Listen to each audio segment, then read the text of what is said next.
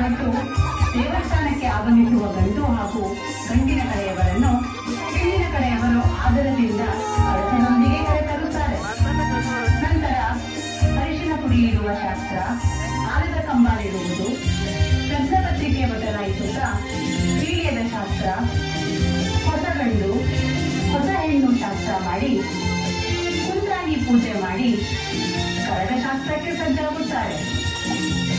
ಕರಗ ಶಾಸ್ತ್ರಕ್ಕೆ ಕಳಸ ಹಿಡಿದ ಹೆಣ್ಣಿನ ತಾಯಿ, ಗಂಡು ಕರಗದ ಮಿಳ್ಳೆ ಹೊತ್ತ ಗಂಡಿನ ತಾಯಿಯೊಂದಿಗೆ ಗಂಡಿನ ತಂದೆ ಅಶ್ವತ್ಥಕಟ್ಟೆ ನಾಗರಕಲ್ಲಿಗೆ ಪೂಜಿಸಿ ಹಾಲೆರೆಯುತ್ತಾರೆ. ಅಶ್ವತ್ಥಕಟ್ಟೆ ಪೂಜೆ ನಂತರ ಗಂಡಿನ ಸೋದರ ಮಾವ ಬಾಸಿಂಗ ಕಟ್ಟುತ್ತಾರೆ. ಪೂಜೆ ಮುಗಿಸಿ ಮಂಗಳ ವಾದ್ಯಗಳೊಂದಿಗೆ ಕಲ್ಯಾಣ ಮಂಟಪಕ್ಕೆ ಬರುವ ಈ ನಾಲ್ವರನ್ನು ಗಂಡಿನ ತಂಗಿ ಕಾಲು ತೊಳೆದು ಆರತಿ ಮಾಡಿ ಛತ್ರದ ಒಳಗೆ ಬರಮಾಡಿಕೊಳ್ಳುತ್ತಾಳೆ. ಈ ವೈಭವ ಪೂರ್ಣ ಆಚರಣೆಯೊಂದಿಗೆ ಚಪ್ಪರದ ದಿನದ ಎಲ್ಲ ವಿಧಿವಿಧಾನಗಳಿಗೆ ತೆರೆ ಬೀಳುತ್ತದೆ. ಮುಹೂರ್ತದ ದಿನ ಮುಂಜಾನೆ ವಧುವರರ ಎಣ್ಣೆ ಶಾಸ್ತ್ರದೊಂದಿಗೆ ಪೂಜಾ ವಿಧಾನಗಳು ಚಾಲನೆಗೊಳ್ಳುತ್ತವೆ. ಮುಂದೆ ನಡೆಯುವುದೇ ನಾಂದಿ ಶಾಸ್ತ್ರ. ಅದು ಹೆಣ್ಣು ಅತ್ತ ಗೌರಿ ಪೂಜೆ ಮಾಡುತ್ತಿದ್ದಾಳೆ, ಇತ್ತ ಗಂಡು ಕಾಶಿ ಯಾತ್ರೆಗೆ ಹೊರಟಿದ್ದಾನೆ.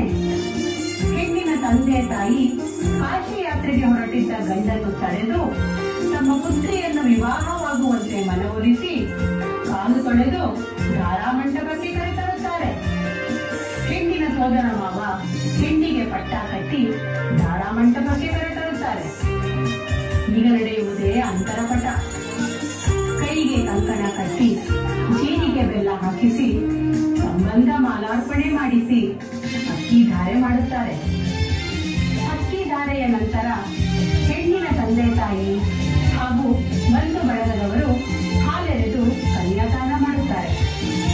ಶುಭ ಮುಹೂರ್ತದ ಕ್ಷಣ ಬಂದೇ ಬಿಟ್ಟಿತು. ಗಟ್ಟಿಮೇಳ ಗಟ್ಟಿಮೇಳ.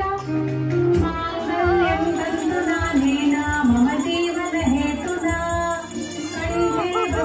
ವಿಷುಭಗೆ ತ್ವಂ ಜೀವ ಶರದರ್ಶಕಂ.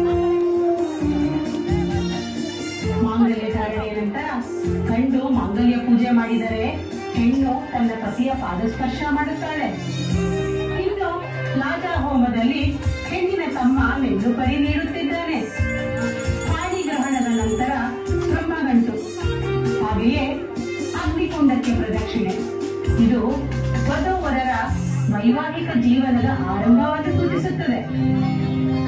ಅದು ಅಲ್ಲಿ ನೋಡಿ ಅರುಂಧತಿ ನಕ್ಷತ್ರ. ಅರುಂಧತಿಗೆ ಪೂಜೆ ಸಲ್ಲಿಸಿದ ನಂತರ 7 ಜನ್ಮದಲ್ಲೂ ನಿನ್ನ ಜೊತೆಯಾಗಿರುವೆ, ಎಷ್ಟೇ ಕಠಿಣ ಸಂದರ್ಭದಲ್ಲೂ ಜೊತೆಯಾಗಿ ಹೆಜ್ಜೆ ಇಡುವೆ.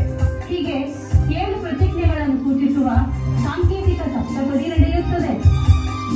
ಸಪ್ತಪದಿ ಮುಖೇನ ನವದಾಂಪತ್ಯಕ್ಕೆ ನಾಂದಿ ಹಾಡಿದ ನವದಂಪತಿಗಳು ನಾಗೋಲಿ ಶಾಸ್ತ್ರ, ಕಿರುಚಪ್ಪರ ಶಾಸ್ತ್ರ, ಬಾಗಿನ ಕೊಡುವ ಶಾಸ್ತ್ರ, ಹೀಗೆ ಎಲ್ಲ ಶಾಸ್ತ್ರಗಳನ್ನು ಪೂರೈಸಿದ ನಂತರ ಇನ್ನೇನಿದೆ ಬಾಕಿ? ಹೂಮದೂಟ, ಪೂರಿ ಭೋಜನ. ಭರ್ಜರಿ ಭೋಜನದ ನಂತರ ಮದುವೆಯಾದ ಹೆಣ್ಣು ಮಗಳನ್ನು ತವರು ಮನೆಯಿಂದ ಬೀಳ್ಕೊಡುವ ಸಮಯ. ಕಣ್ಣ ಹನಿಯೊಂದಿಗೆ ಹೆಣ್ಣೊಪ್ಪಿಸುತ್ತಿದ್ದಾರೆ. ನಮ್ಮ ಮನೆಯಂಗಳದಿ ಬೆಳೆದೊಂದು ಹೂವನ್ನು ನಿಮ್ಮ ಮನೆಯೊಳಗಿಡಲು ತಂದಿರುವೆವು. ಕಣ್ಣು ತುಂಬಿ ಮಡಿಲು ತುಂಬಿ ಗಂಡನ ಮನೆಗೆ ಬಂದ ಹೆಣ್ಣು ಮಗಳನ್ನು ಸಂಪ್ರದಾಯದಂತೆ ಆರತಿ ಮಾಡಿ ಮನೆ ತುಂಬಿಸಿಕೊಳ್ಳುತ್ತಿದ್ದಾರೆ.